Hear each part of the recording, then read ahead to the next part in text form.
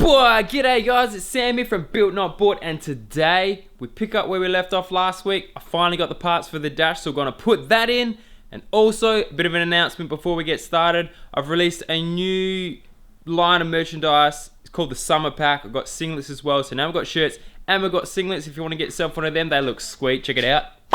Yeah, so that's pretty much the whole summer pack now. We've got a shirt, we've got a singlet. We just need to do pants now, really.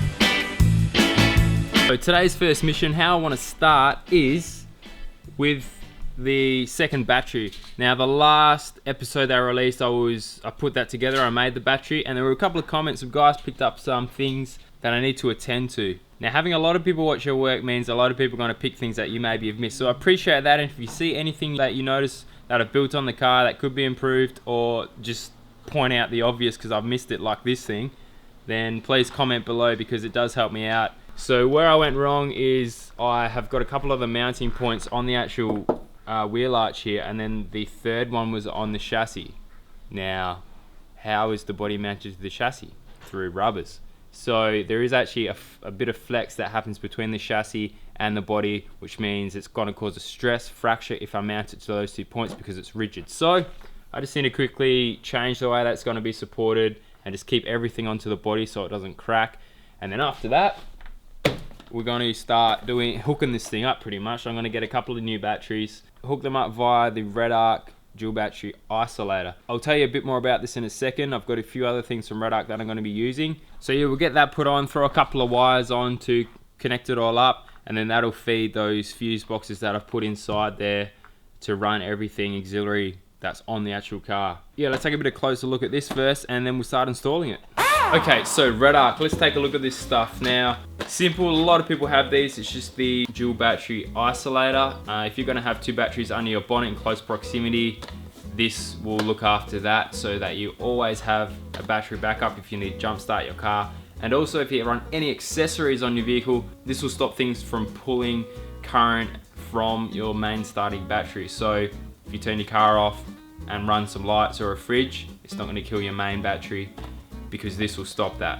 Also with the canopy, if you're gonna run something, this is called the BCDC, what is it? The 1225, so I think it's a 25 amp charger. Now what this does, it's basically like a trickle charger for your battery. If your battery's kind of far away from your main starter or your alternator, then this is the way to go. Because it's like a trickle charger, it's a lower current as it charges, so you can run a smaller wire. This thing's fully water and dust proof as well, so I'm definitely gonna have it running in the canopy, and it's a good complement to that dual battery isolator. So I'll be running 3 batteries. So we've got the first auxiliary off the isolator, and then the second one in the canopy off the BCDC.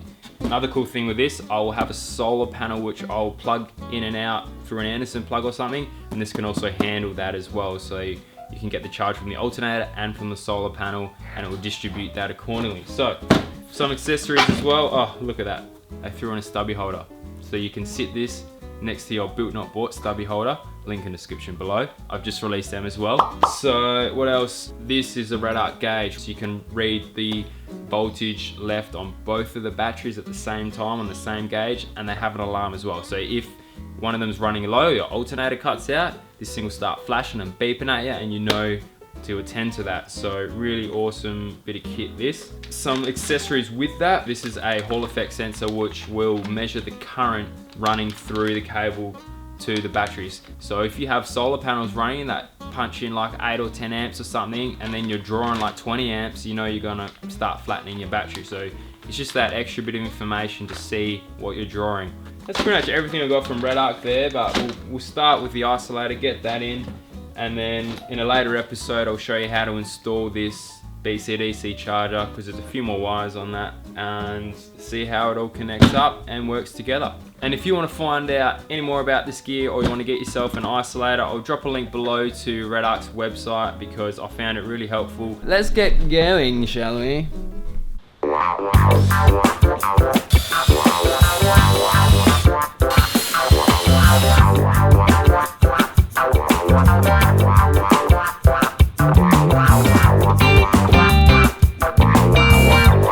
Now I just laid a bit of silicone on this as well when I put it on because there's going to be a lot of vibrations in a four-wheel drive, so just those two tech screws could possibly come loose. So just putting that little bit of silicone on will help it stay supported. It's pretty much fixed on there. Now we can start looking at putting these lugs on and running the cable to each where the batteries are going to go. Now this blue wire here is for an override switch. Now what that means is if your starting battery goes flat and you want to jump start your own car using the secondary battery, all you got to do is wire this up to a momentary switch, hit that while you start the car and it'll jump itself. So we'll get all that hooked up and then that should be pretty much the final of the installation for this.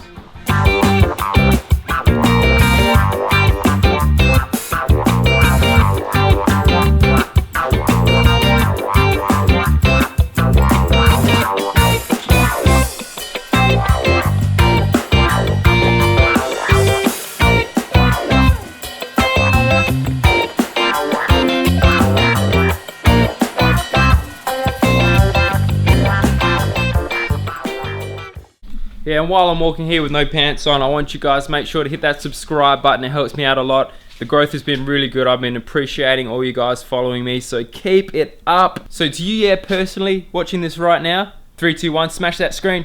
Boom, let's go. Okay, now, I'm on my way to go pick up this dash from the wreckers. Bit of backstory to this. Right from the beginning, I said I wanted to put a Series 4 dash into this build. I thought, oh yeah, you just get one out of a wreck. Easy as. Turns out, oh my god, I've been looking for one of these things for about 6 to 8 months, could not find a single thing. A couple of Series 4 patrols came up, one had a bubble dash. The next one had sold the dash before it even hit the wreckers. I was shocked. So, got a bit desperate, rang Nissan. They want like, I don't know, just for the steering wheel was like $1,900. Like, come on, I could buy a patrol for that. So it was put onto a bloke over east. I'm going to give him a plug anyway because he tried his best. It was Harambe 4x4. I think he's in Queensland and he does have access to Series 4 parts. He's pretty much just wrecks those, I think. But the problem with that, I'm all the way in WA and it was a bit tricky to get everything shipped over because I needed the crush bar and the dash is quite big and the steering column, like all this stuff. So that sort of went down the drain. It got a bit pricey. And then there was this one, which I did have a look at, but two things worried me. Number one, it's not the silver interior, it's got the wood grain inserts. I didn't really want that. And then the second thing, it was a water damaged car. I think it could be completely submerged, so I was worried about all the electrics in the dash not working. But went back today, hooked up some power to bits and pieces, seems to be working. The wood grain is kind of growing on me a bit, so I'm just going to roll with that. You know, everyone's got the plain black and silver, but having the wood grain, who cares? Like, it's something different. I'm just going to commit, so we're going to pick it up right now.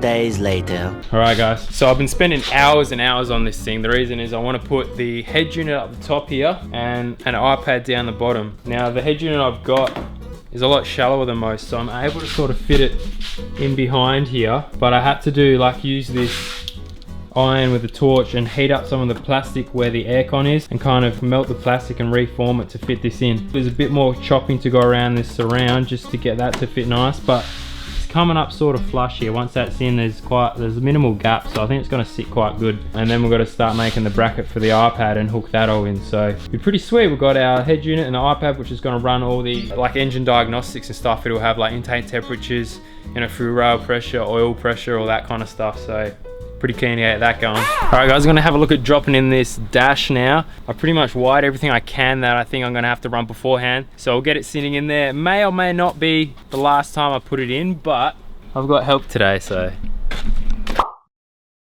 Yeah. I just want it sitting in there so it looks nice.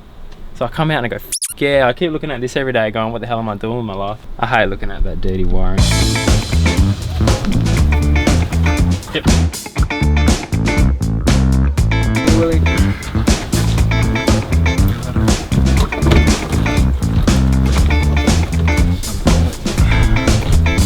Alright, not bad.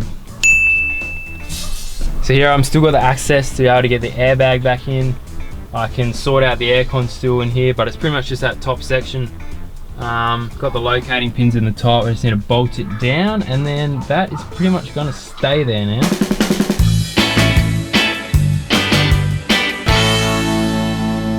Okay, so the plan this afternoon is pretty much want to finish off getting this dash back together. I want to get all of that and all of that pretty much in there. I'm not going to worry about like the glove box, what's under the steering column and that just yet, because I still want to get access for all the wiring, but we can get most of the center stereo surrounds and that in, finish off all these aircon vents that are painted, by the way. Don't know if I mentioned that or not, but this used to be the wood grain, but not a fan of that, so I've painted them in a gloss black with some like 2-pack clear on top, so come out pretty nice and schmick, so hopefully it looks good inside there. So get on to putting that in now.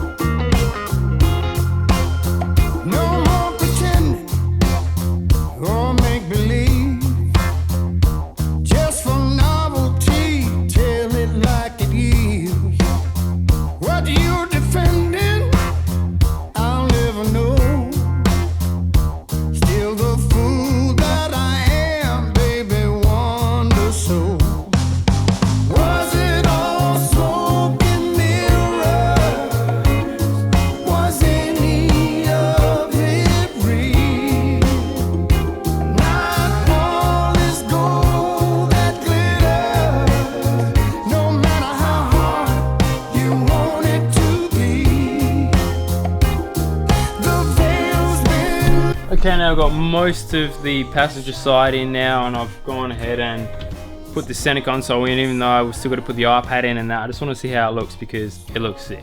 But it's getting pretty late right now, so I think we'll continue this tomorrow. Well, okay, we're back the next day now. Let's continue with what we're doing. I think it's pretty much just the bottom side of that to go on. I'm going to pull the center console out again and just tape in the iPad, see what it looks like. Let's get to it. Since I was bitten, nothing ever looks the same. It makes me burn, it makes me cold. With your kisses, this fool's been bought and sold. Was it all smoke and mirrors? Was any of it real? Not all is gold that glitters, no matter how hard you want it to be. 1 week later. Alright guys, now what we're doing today is something that we've been looking forward to for a long time. We're finally gonna pick up the engine. So pretty much I think Church is coming around because my Falcon can't tow anything at the moment because, oh well, flashback. I don't think it's meant to do that. Yeah, so we're gonna have to throw it in this trailer. Oh Firstly, empty all that out of the trailer, then we'll hook it up with that, take Church's patrol down, go pick it up, strap it on, bring it back, and start disassembling this thing. Now, if you didn't know already, it's bright as... Yeah, so if you hadn't guessed already by the million Facebook, Instagram posts, even the start of this series, the engine is going to be an L98 out of a Caprice, I think this is one from. So that's the 6-litre Holden V8. I don't know if the car will be there today, but it may be when we go pick it up, so we'll take the cameras down and have a look. Let's go.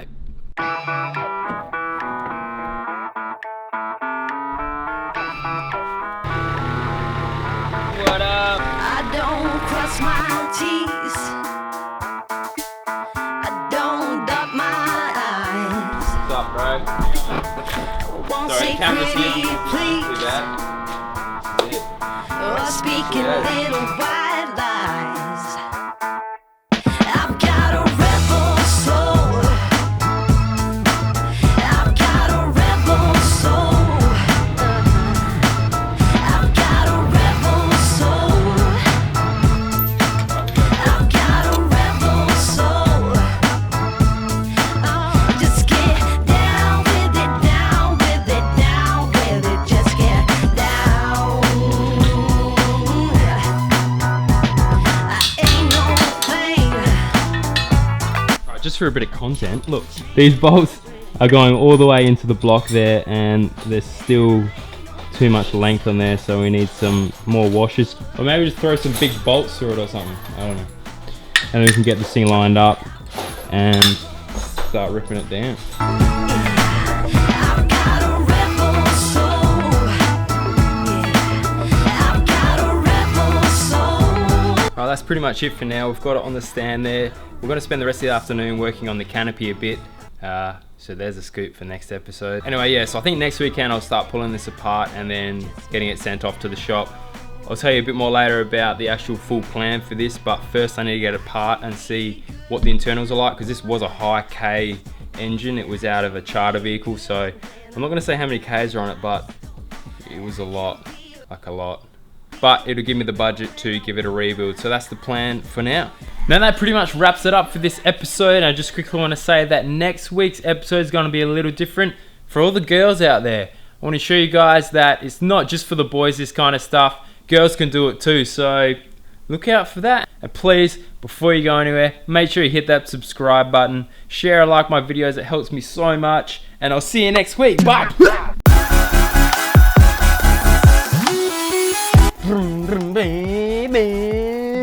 Oh hey, click the button to subscribe to my channel and you'll finally be happy.